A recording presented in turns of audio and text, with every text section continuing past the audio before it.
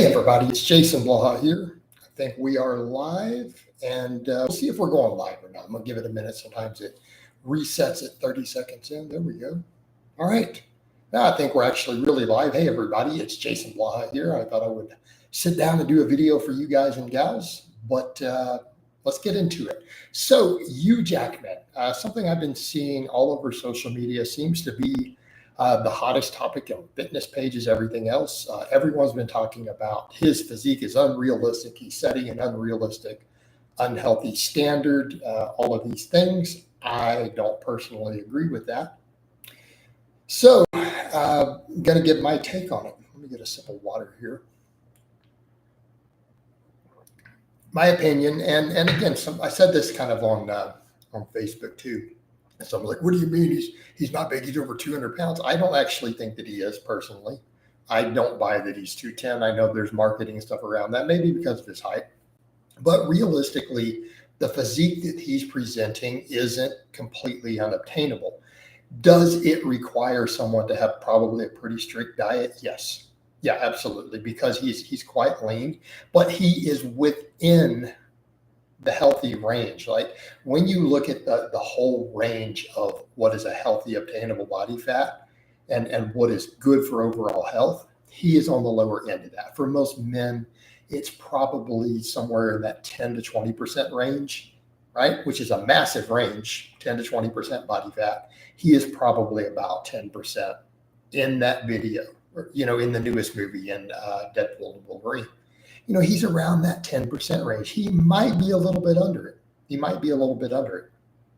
But if he is, it's not by much. So when you look at it from that perspective, is that unhealthy? I don't think that it is unhealthy. Is he carrying huge amounts of muscle mass? No, he's carrying a muscle that is definitely put in a few years of work, right? In other words, would a person need to probably lift weights relatively hard for several years to reach that amount of muscle in their frame? Absolutely. Absolutely, they would. So we also then come to people and say, well, what about his age? Well, and that is a bit of a conundrum. Is that going to be maybe obtainable for most guys in their 50s? That might be really pushing it. Okay. But that's not who we're worried about influencing, right? The whole concern is people are like, he's pushing an unhealthy standard for younger people. But if you're 25 years old, to really say that a 25-year-old, let's say they're sitting around watching movies, watching the media, or an 18-year-old, for a person to say if they spent a few years really applying themselves, eating a healthy diet, training, doing cardio, doing these things, could where he's at in terms of just muscle mass relative to his frame size, body fat proportions, are those reasonable goals? And I think the answer is yes. Are they easy goals? The answer is no. Like someone's going to have to put in a lot of work. And especially on the body fat side, I think that's the harder part. The muscle not that difficult for where he's at. But the body fat end, you're going to have to be pretty dang strict, right? I mean, he is leaner there than I currently am. And I've been dieting down a bit, but I'm going to get leaner. So I don't want people to have me say, well, it's super easy to get to that body fat, because it's clearly not, unless you're just a hard gainer, right? Those are the people who struggle to gain muscle. So again, when we look at it from that perspective, and Wolf down here said, hey, Wolf Ashura. So I'm going to talk about this a little longer, and then as people continue to trickle in, I'll answer any questions or topics that people have. I know this is a little earlier in the day than I normally do these. I'm going to start doing these just more at more random times. I think I want to really kick these up.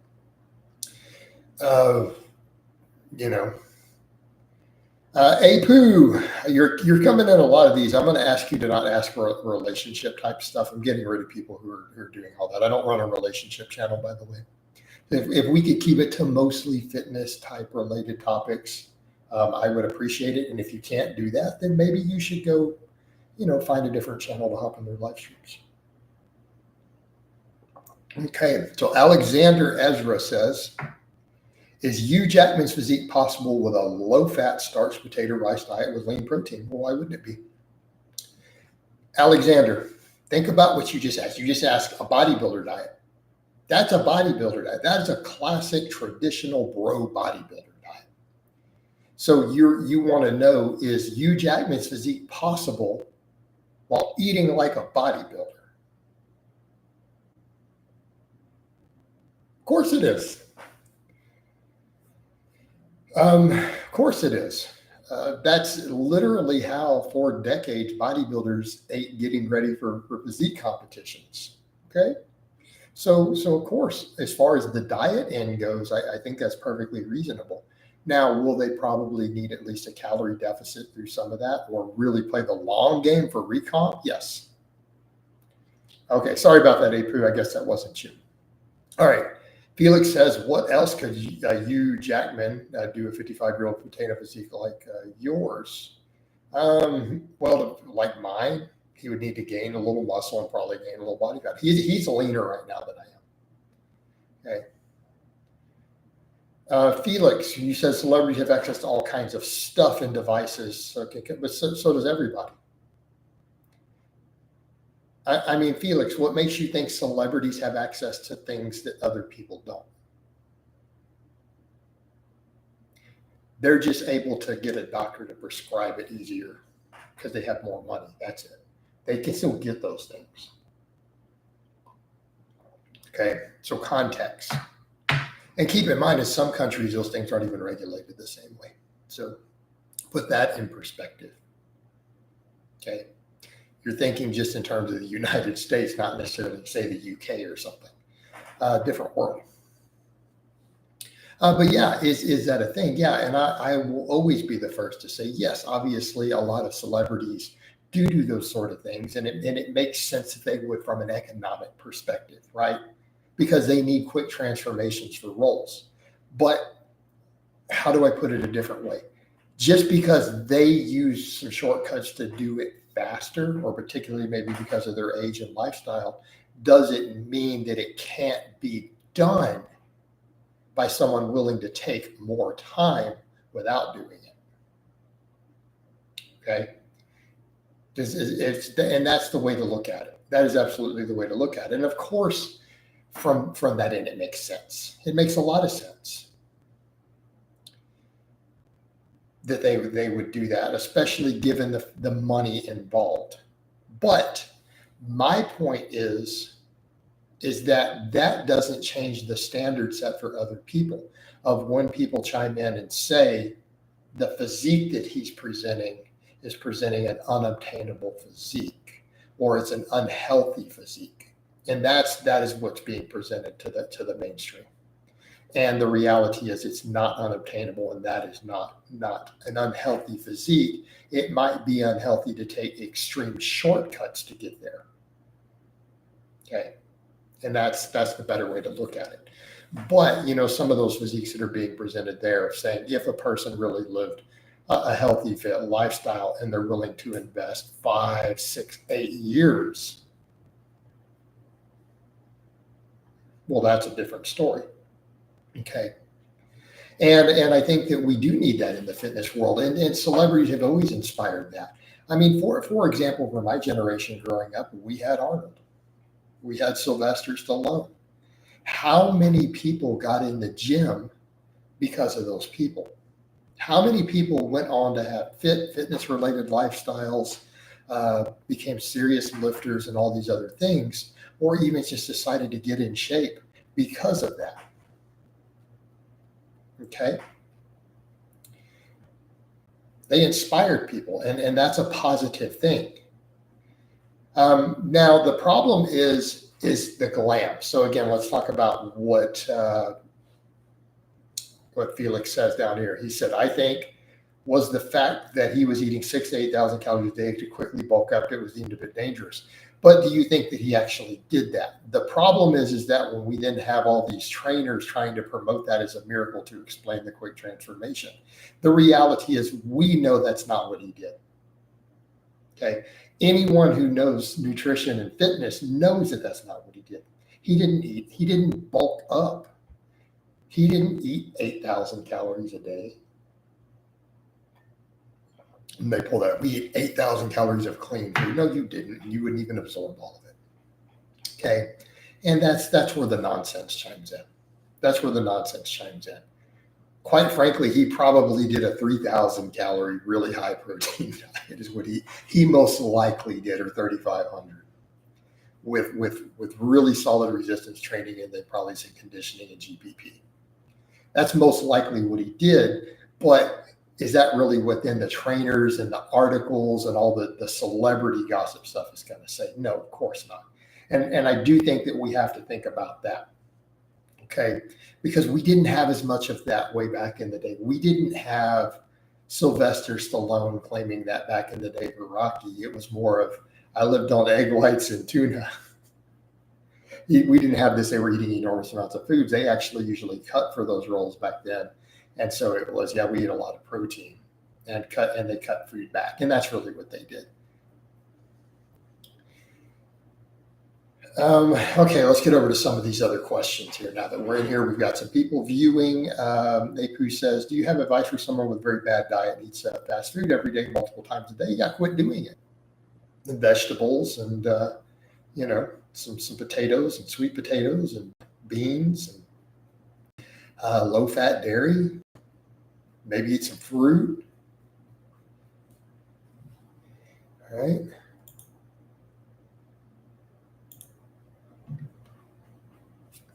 All right, Alexander asked, is dextrose and maltodextrin healthier than sucrose?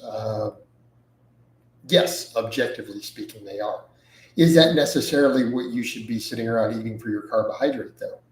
I mean, we come back over to the point of, are you really trying to load up on a purely refined carbohydrate with no vitamins and minerals in it? What's your purpose of doing that?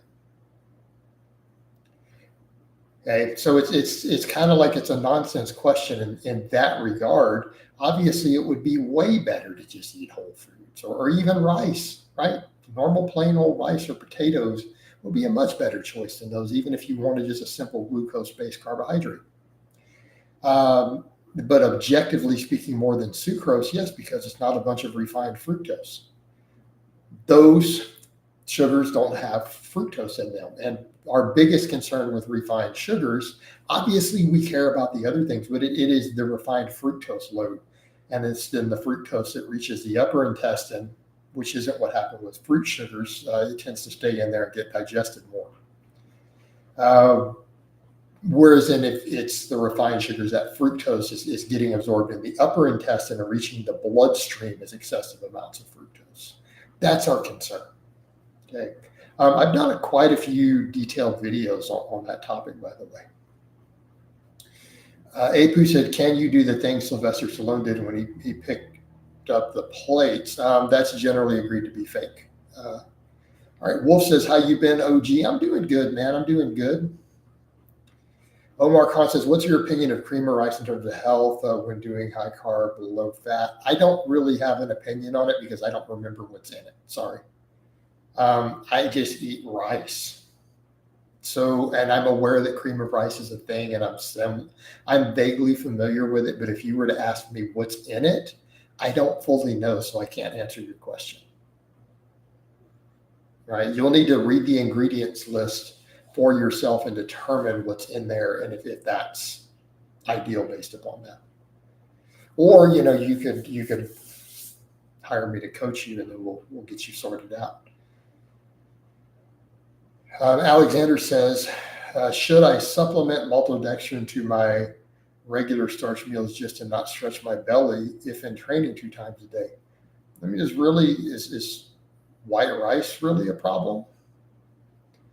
I mean, rice cakes, whatever. Now, I'm not a big fan of people adding all these needing to supplement extra carb powders in.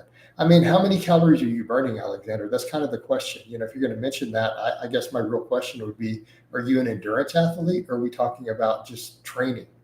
I mean, you're training twice a day. What sort of training are we doing here? In the case of, are you doing a very intense endurance type thing? Well, maybe. Like, are you doing 2 to 3 hours of boxing and working a bag and sparring and then lifting weights in a separate regimen every day? What are you doing to where you're needing to do this, would be my question. And in which case it may make sense in that context. But for people with that much energy output, there almost might be the case if that's the person who might actually need fat in their diet. Omar Khan says, talking about cream of rice, still plain ground rice, maybe some flavoring. I guess it would depend on what's in the sweeteners. Tommy Reagan asks, just rice or do you eat potatoes? Well, dude, I eat potatoes all the time. In fact, I have had both white and sweet potatoes today, and a lot of times I just cook them right there into my rice. All right.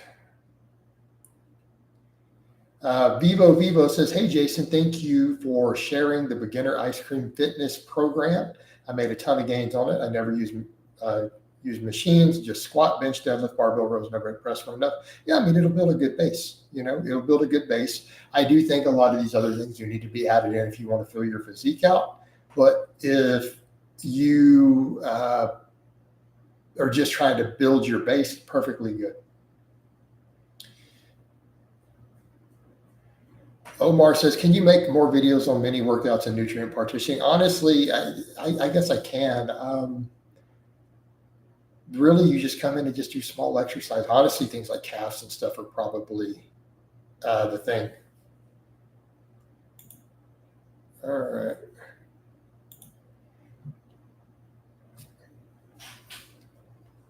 Okay.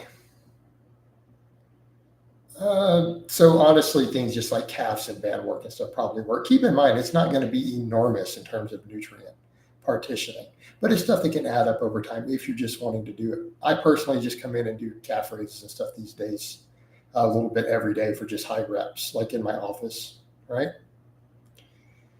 Paradise said, I had to help my friends move the other day. I was picking up couch. It was easy since I started lifting. When do you realize how strong you're getting? You start noticing within a few months, usually when you go do other stuff, right? You'll notice it. It's noticeable. Tommy Reagan says, what was the most insane cheat meal you've ever consumed? I have no idea. Tommy, keep in mind, I personally have struggled historically with binge eating even before I got into lifting. So, I mean, for me, insane cheat meals would be literally eating plates and plates of pizza. I don't do that anymore, though. So I don't do cheat meals. So for me, what sometimes were things I ate sometimes before I even got into fitness and lifting were worse than any cheat meal I do now. Right. Felix says, do you think it's possible for stretch skin to tighten on its own after losing a lot of weight? Yes, to some extent. It's a very, very nuanced, complicated topic. Unfortunately, it doesn't always tighten as much or as fast as we would like, but even mine has gotten tighter. I've lost over 100 pounds. I still have some loose skin, but it is tighter. But I do think mine will continue to get tighter if I get leaner. Omar says, what's your approach to mobility? I'm not a big believer in it. I've not had the best luck when I've done lots of mobility. I've spent years doing mobility work and saw zero from it, like no benefits. I think for most people, if we look at the current research that's coming out, lifting weights itself through full ranges of motion for most people seems to do more than most mobility work does. Louis McDonald says, are you familiar with Wolf Coaching? Yes, I am. I hear on YouTube his latest video made me think you two have some beef, but never heard you mention him before. So what he said seems unwarranted. Yeah, Louis, no one's even linked me anything. Did he mention me? So to my knowledge, he's not really mentioned me negatively. I saw him make a minor statement, just a little joke once in there, but it wasn't, I didn't take it as derogatory. This was like last year or something, or 6 months ago that someone said. I think it was a big deal, but I don't know. I don't know. Tell me what he said specifically. I have no clue. Apu says, do you think white rice with ground beef only is a good meal for muscle? Not necessarily. I don't think the ground beef is ideal, honestly. And I understand maybe if you're talking about the vertical diet, but that's its own set of complexities. Again, I don't see why you would need to add a bunch of saturated fat to gain muscle. I don't think it's necessary. Can a beginner, the Wolf Asher asks, can a beginner do 5 to 6 days gym push pull? They can, but I wouldn't necessarily recommend it. I don't think that's ideal. All right, Alexander says, I'm doing a 20-kilometer bicycle every day morning, so adding carb powders would be a good idea to keep my stomach food volume low and add starches and protein before bed. Okay, now that's making sense as to what you're doing. Because the average person who tells me, hey, I'm trying to do this, and they're just lifting weights, I would say no. But if you're doing a 20-kilometer biking every morning, and then you're training later in the day, yeah, absolutely. Carbohydrate powders like you're consuming, particularly something like the dextrose and all that, that actually makes sense in that context, and I see no issue with you doing that.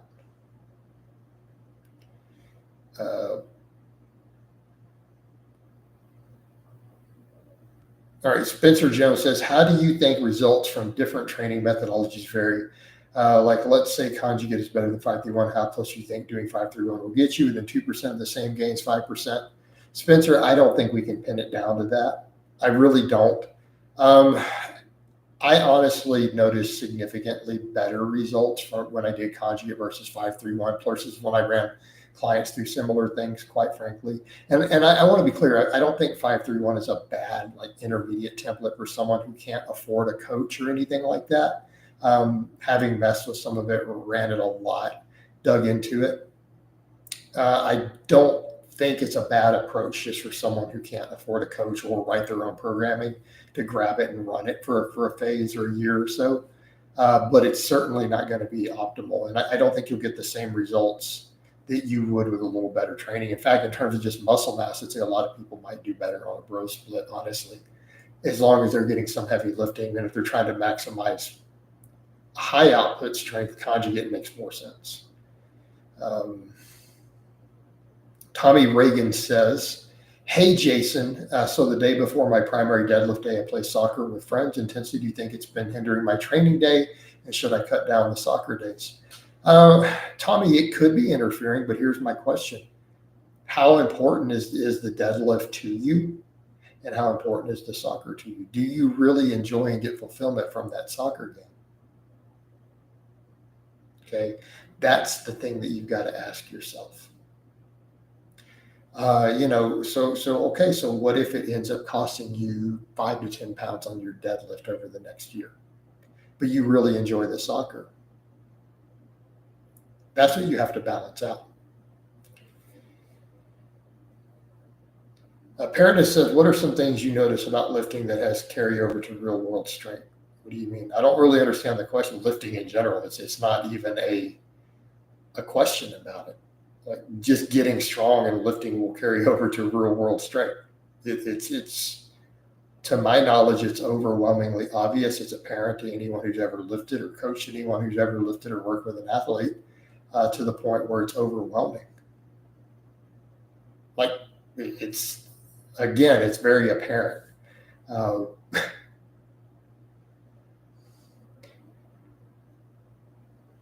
Apu, I mean, I'm not going to go into all my own personal relaxation methods. Just do whatever you need to do to relax. That's going to be very personal to you. Felix asks, do you do any neck training to improve posture and effects on tech neck? I've messed with neck training off and on. I haven't been doing it again lately. Right? But I've done it in the past quite a bit on camera even. It depends on if I feel like doing neck work or not. All right, you're welcome, Tommy. Spencer Jones, in conjugate, is the repetition method basically just doing high reps to failure, more or less? Think of it as bodybuilding type work.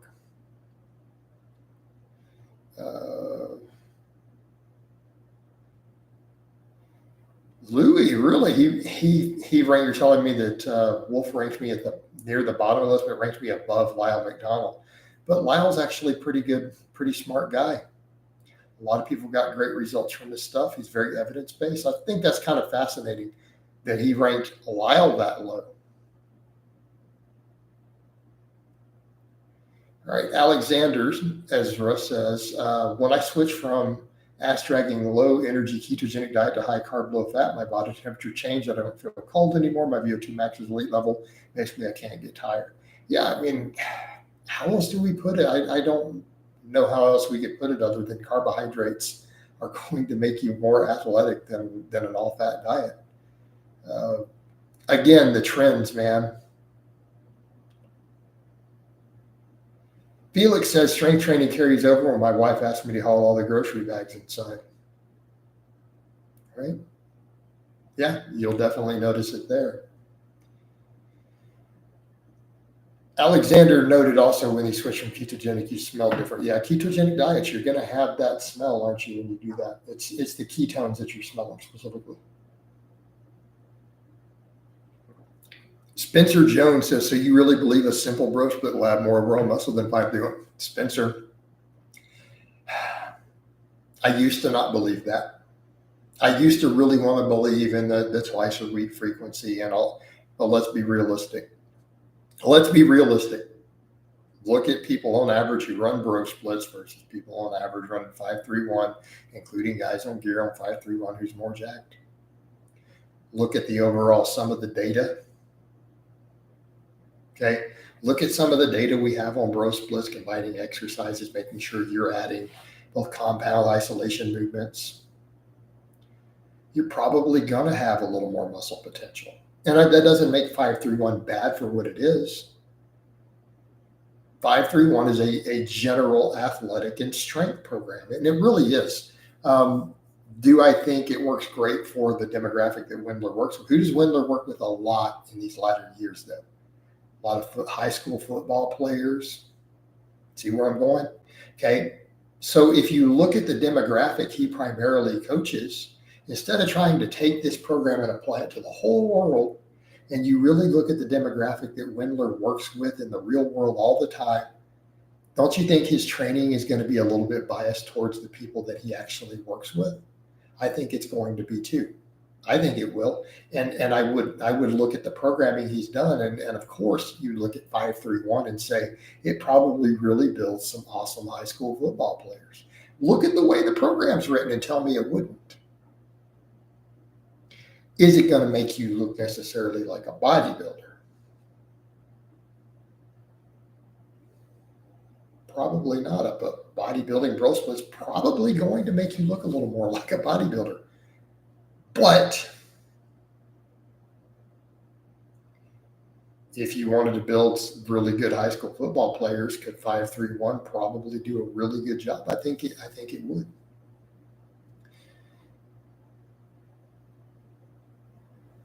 All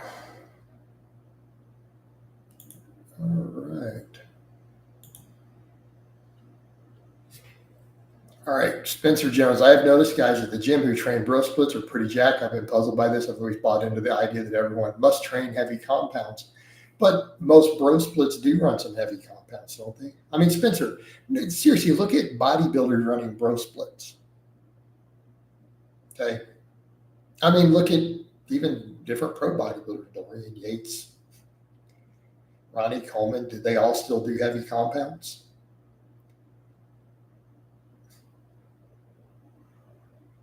Were they not pretty strong guys? I mean, keep in mind just what those guys rode. I mean, obviously Ronnie was good at the big three. Redmond, I'm not going to answer that question. Spencer Jones says, guys, I'm stuck in 2014 type thinking. Yeah. I mean, something to think about. Simon is 26. If you train push-ups with extra weights to failure under 30 reps, does the chest grow as good as with a bench press? Think about how you're kind of limiting yourself, though, Simonus. I mean, really, I think a bench press with a barbell or a dumbbell is probably still going to be better. Unless you're getting over into, can I get one of these little perfect push-up devices? Am I doing them on dumbbells? How am I adding the weight? It comes over to asking, what are you really trying to do with it? Okay. It's asking, what are you really trying to do with it? By the time you're done doing all of that, you could have just loaded up and done some barbell and dumbbell work on a flat bench and an incline bench.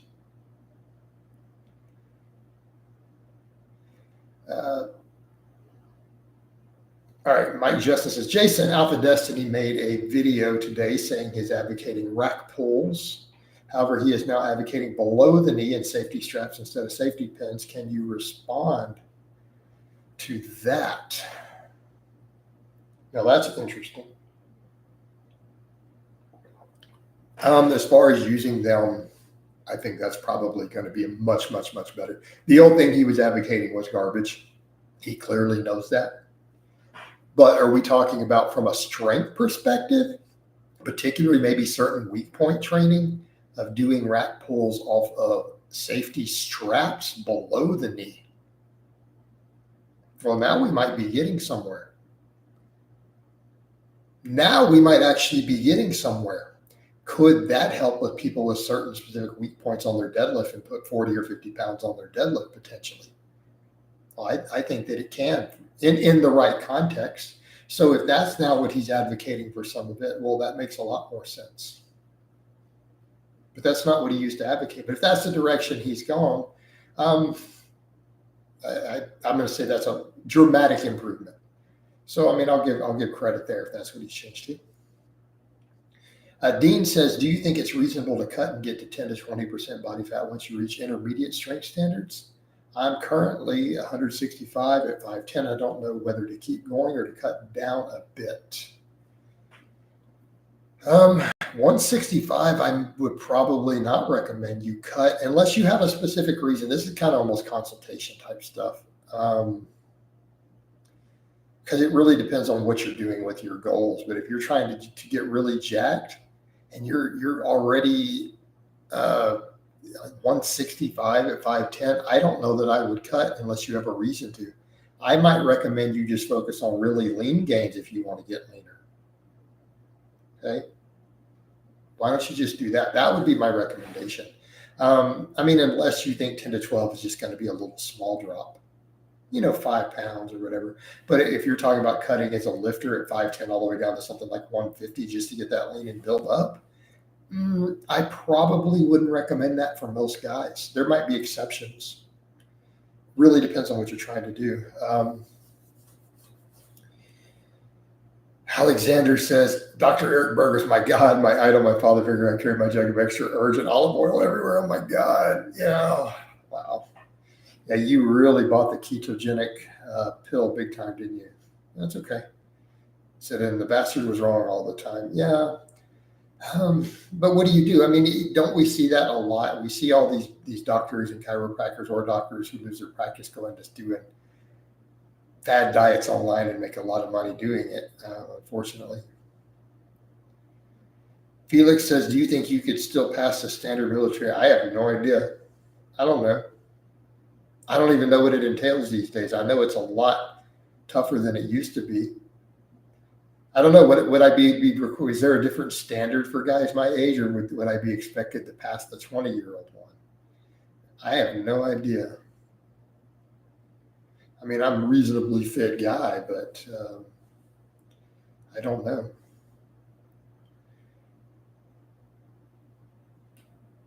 All right, Nico asked, have you ever done pen presses for incline bench rather than flat? Do you think it would be good if I'm weak off the chest? No, I don't like pen presses on incline, and here's why. Incline is really good for getting that stretch. Let's not limit the range of motion. Almost taking out one of the biggest benefits of that incline is just that capacity to stretch your pectorals in the lengthened position a lot. I don't know that that's an exercise I would really want to remove that from. Simon is asked, do you drink normal water or salted water during training? I don't drink salted water. I'm not really eating a lot of sodium at the moment anyways. I've noticed when I did increase my sodium a while back, my blood pressure started going back up a little bit, started getting a little bit of my Meniere's. So I'm just like, it's not working. Let's just drop it back down, keep it at a healthy level. So no, I don't consume large amounts of sodium in general. So I don't add salted water to my training. Not for me personally. All right. Okay. At least we're getting different questions today. Definitely getting some different questions. Alexander says canned vegetables can be packed with unnecessary sodium. Yes, they can. And that is definitely something to be concerned with them. Something you can and should be concerned with, particularly if you're trying to watch your total sodium intake, if you've been consuming too much of it. Yeah, absolutely be aware of that. It's one reason frozen vegetables work well. But a lot of canned stuff is not really as high as you would think. Like I do a lot of like canned beans, like kidney beans, and it's not that much sodium. It's a few hundred milligrams, I mean, and even for me, I consume probably 2,000 milligrams of sodium or so a day. This is a pretty normal for me. So, I mean, there's wiggle room on sauces and a few canned things here and there.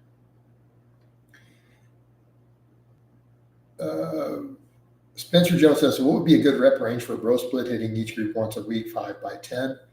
Well, Spencer, what do you see me doing a lot of? So, for example, take what you saw me doing today. I did, outside of my benching, I did 4 exercises for 3 sets, right? Of course, my volumes are not crazy high right now, so I ramped up to a training max on the flat bench. I did 3 sets of 6 on the incline. I did 3 sets of 10 plus with incline dumbbells. Then I went to laying extensions, got, about 10, 11 reps for laying extensions for triceps. And then I did about 10 to 14 for the dumbbell incline extensions, right? And I think those are fine. 3 sets of each lift is perfectly fine. Some lifts you can do around, 5 to 8, then stuff in the 10 to 12. You can do some stuff 15 plus. Perfectly fine. If you're going to power build like I'm doing a little bit, doing a couple heavy singles in there, it works. So it's kind of like for me today, we did what? Heavy singles with the flat bench, moderate rep work, round 6s with the incline, and then everything else was 10 plus. Alexander says, is it good to add high potassium food after high sodium meals? Probably you should also add potassium to some of those high sodium meals. Potassium salts, right?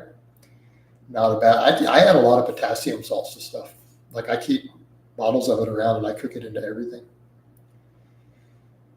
Simon says, how can arm wrestlers handle all those bicep volumes? Should the biceps be overtrained all the time? I guess if they're adapted to it, then they've got all the tendon training. But I mean, aren't they subject to strains and inflammations too? Yeah. And there's also a case of maybe they're not always overtrained, but maybe they're not growing anymore from it either. Keep in mind, a lot of those hardcore arm wrestlers are probably using a fair amount of stuff, which may be helping with both the growth and recovery. So ultra high training volumes work a little better for enhanced lifters. Just keep that in context too. Okay. All right. Mike Justin says, Jason, if hamstring hypertrophy is the primary goal, how does the RDL compare to conventional deadlifts? RDL is a greater stretch, but conventional gives you more weight. So how do you factor those compare? Oh, man. Mike, that's a massive point of contention. In fact, I've seen Matt Griffiths, who I'm friends with. I know him from the UK. Met him at some events, multiple events. She reffed next to him. I've seen him point out. He's a phenomenal coach who I believe he's got his master's in sports physiology. He's pointed out he feels the evidence is that the deadlift itself is a better hypertrophy, and it may be overall. I don't know about hamstrings. I know that's going to be subject to debate. I think most of the current researchers are going to push that lengthened position. It may be slightly better for the hamstrings. I personally like it as a hamstring exercise. So look at even what I did this last week. I ended up doing just heavy singles with the deadlift, and then I did 10 to 12 rep sets with the RDLs afterwards, just for hamstring stretch. So a person could absolutely do it that way, and I don't think that's unreasonable. Of course, then I did my glute ham raises afterwards to get that other deflection in there. Alexander Evers says, is aldosterone myth real that if you eat low sodium all the time, that after some period you're going to be more sodium sensitive? I don't know that there's necessarily truth to that. We get into a lot of debates and nuance on it. I would say with a lot of it, base it upon your blood pressure. I mean, really, that's the way to look at it. Look, guys, if sodium raises your blood pressure to an unhealthy level, don't try to sodium load. Okay. One of those things you can keep an eye on pretty easily. It's not hard to get your blood pressure tested. If it's going up and you're eating a lot of sodium, I don't care what any other data or fitness opinions are, you should probably cut it back. Right? So that's just the way to think about it. But unless you have a reason to sodium load, it may not be wise to just add a bunch of sodium into your diet. And I get it for certain phases, for peaking and stuff, for different things. You may want to manipulate it. Right? Certain athletes are going to want more of it if you were sweating a ton. Simon says, if you were in a depressive phase, which does lift your mood more, weightlifting or intense cardio? I don't know. Probably weightlifting. Just my opinion, but maybe not always heavy deadlifts and stuff that can hit your nervous system a certain way. IKJ says, when you talk about making lean gains, if your calories fluctuate a lot day to day, but your weekly calories are on point, is this okay? Probably so. Probably so. Marco says, is the good morning essentially same movement as an RDL? Typically do good mornings after squats and RDLs after conventional deadlifts because it's easier to set it up that way. No, they're very, very similar movements, but there's definitely some differences. But again, I feel like the good morning is a little bit more of a versatile tool, whereas the RDL is just kind of a hammer that does one thing. It's kind of difficult to really work different stances and bars and positions, okay, with an RDL and still have it be an RDL. It's just kind of a more straightforward exercise. I feel like the good morning is a little more nuanced for certain weak point training, but they're more or less the same thing. Felix, is there any other good coaches challenge you'd recommend? I don't really follow enough of them to have an answer to that. IKJ says, you said 1.6 grams of protein per pound of body weight is per kilogram of body weight. But what is the minimum to hit to get 5% of the gains in a very lean bulk? I don't understand your question. Probably a minimum to get good gains. Be a minimum of I don't know if we can pin it down to 95%. We know that you absolutely shouldn't go under 1 gram per kilo, maybe even 1.9. Here's where I would throw it. Probably minimum would be 1.2 grams per kilogram of body weight. Simon says, what's the lowest volumes for a muscle where you still saw good gains in clients or even yourself? Extreme example, only 6 sets for chest a week and not. Saw good gains, probably 3 to 5. If they were really, really, really hard sets, closer to 5, though. Probably the minimum. I've never really seen clients get good gains off trying to do just one. And the research kind of supports that.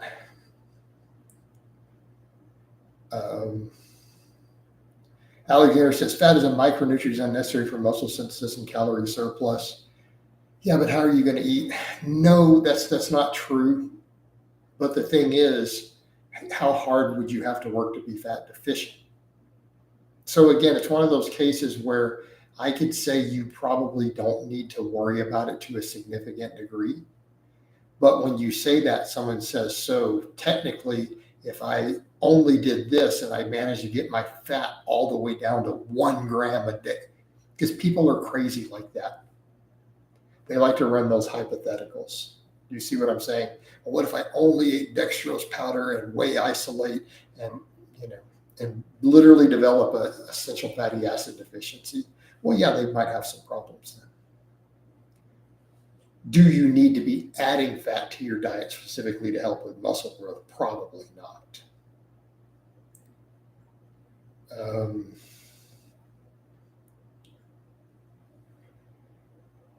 Felix says, have you ever tried something like Pilates or yoga? Crazy to see Jack build a hospital flex. Not really, no.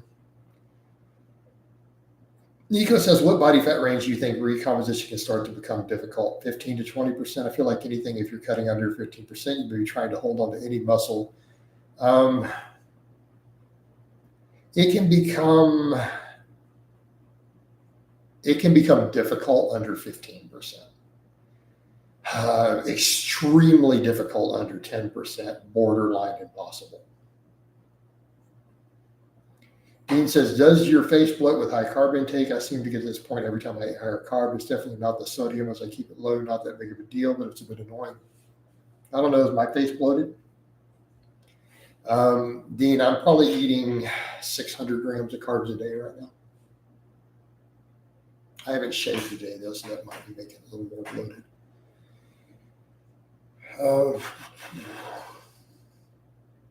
Marco says, Paul Carter says Milo Wolf is a moron who considers Milo put pullover as the best lat exercise and put Lyle McDonald at the bottom when it comes to coaches. I tend to agree with Paul Carter. I mean, how do I say this politely? And I don't want to slam Milo. I really don't. But then again, the guy's dissed me.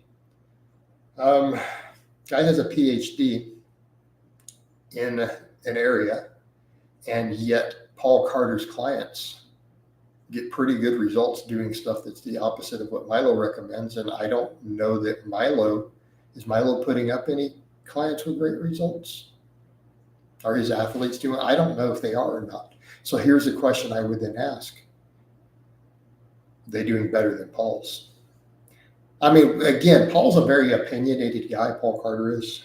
But here is the real question. Do his clients get results? And I think they do.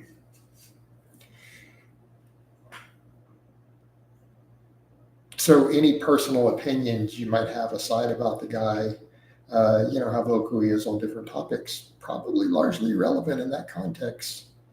Is he a good coach? Do his people get results? They do. Alexander says, can you develop essential fatty acid deficiency if you have any adipose tissue butter? Sure. I mean, if you got like no omega-3 or omega-6, yeah, you could. Jason, you mentioned sometimes you cycle off caffeine. Can you explain why? Because it impairs sleep. For me, it's sleep. If it's really messing with my sleep, sometimes is why I take it out. I don't know why I do. Sometimes I really need to just leave it in. Probably helps me stay leaner, burn more calories through the morning. Nico says best lat exercises, weighted chin, pull up, non-negotiable. Yeah, I mean that's my thing. I don't know why Milo thinks the pullover is amazing. And don't get me wrong, I like pullovers. I like pullovers as an exercise. You guys see my lats. You see how big my lats got doing more and more pull-ups, and then compared with other stuff, what I've done in phases. Does anybody really and truly think the pullover hangs with a weighted pull-up or lats?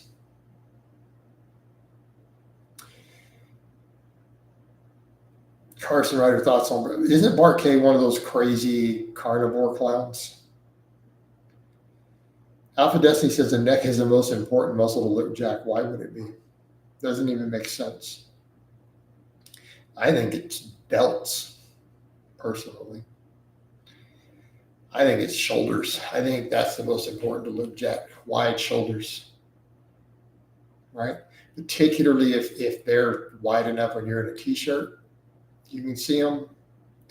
I mean, in terms of muscles, obviously structure matters, a wide collarbone and stuff, wide lats. I'm going to lean more in the direction of delts, possibly lats. Just looking big. But really, the best way to look jacked is to be jacked. That's the other problem we run into with those conversations. You're trying to fake looking jacked at certain camera angles, or are you just trying to be big and thick?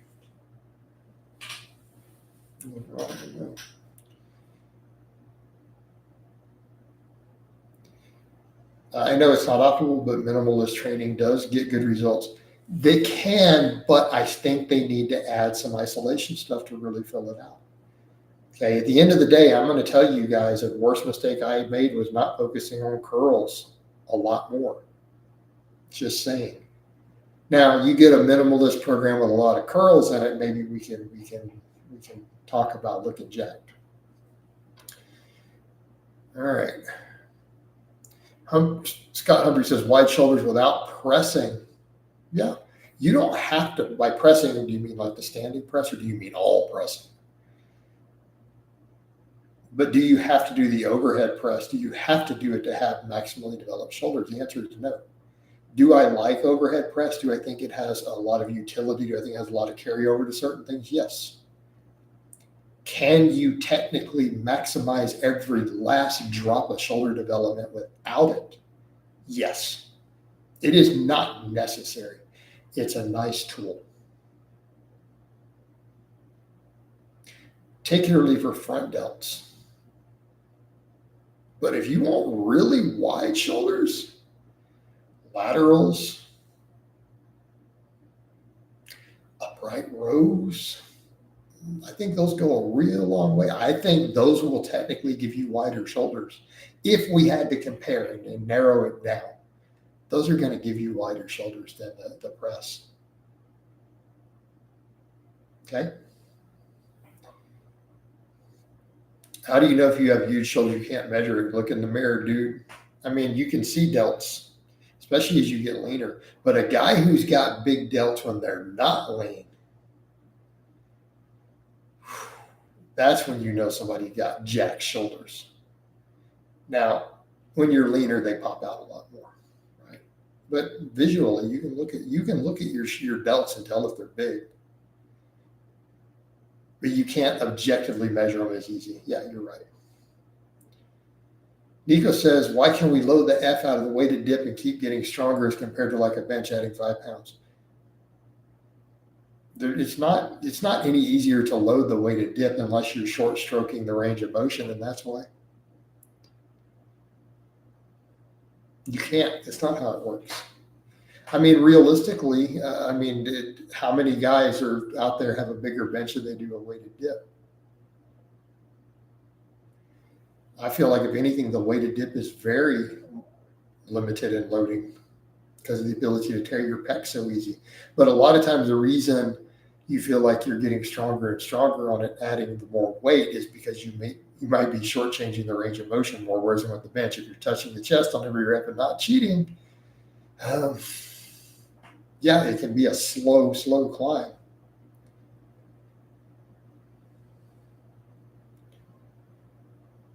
So IKJ says, and how do you track shoulder growth as well? You just have by appearance, honestly. It's really hard to measure it. Then again, it's kind of hard to measure your biceps too, isn't it? The inaccuracies are super high.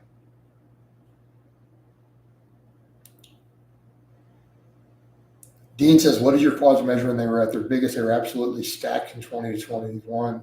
You were doing a ton of belt squats and good mornings. Oh man, I almost feel like this is something I should probably address more than if you just saw me do the little crunch. How do I put this really nicely?